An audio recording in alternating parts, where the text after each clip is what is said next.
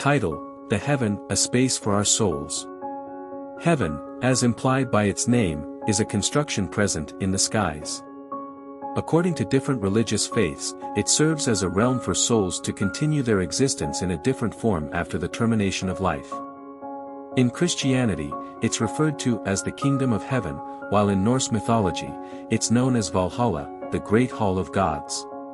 In the Middle East and Central America, it is usually portrayed at the top of the pyramid, ascending upon the stairs, where earthly kings appear in stone chambers on top, having dialogue with the divine or engaging in a delightful exchange. Almighty's representation, the Moon Priestess. Meanwhile, in the Far East Japan, it is denoted as Takamagara or the Land of Everlasting Life, Tokoyo no Kuni. When it comes to China, it becomes the Court of Taoists, also called the Heavenly Palace, which is considered as the residence of all immortal beings amidst the clouds. In summary, there are varied interpretations of heaven in human society, having different styles and strengths. However, only the ancient text and star signs of China can precisely point out that it is constructed in the Pegasus constellation like a heavenly kingdom and originally built with walls on the four sides of this sky chamber. The time of construction can be traced back to Octa Zodiac, when the Qing stars appear, as indicated in the Book of Songs, stating its establishment in the cycle center, carried out in Chu Palace, measured by the sun, worked on in Chu Chamber.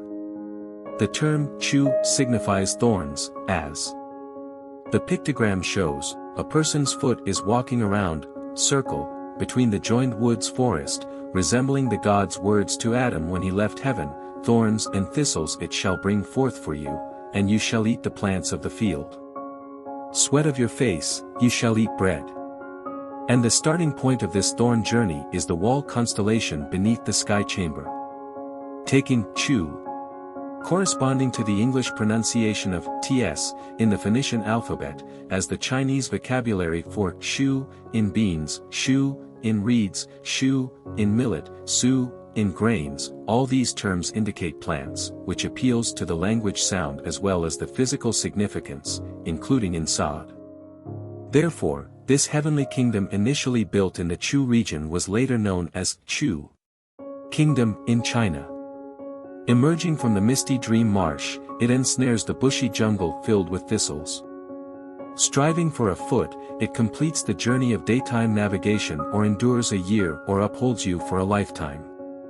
It's bound to incite a firefight at the intersection of black and red, symbolizing the war of the Red Cliff and reflecting promising prospects.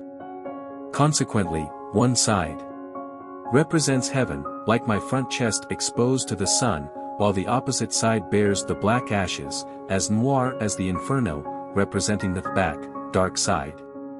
Adam, as my creation, like me, is squeezed in this revolving yin and yang vortex. If one does good deeds as a person, he can enter heaven after death. If one does evil, he will end up in hell.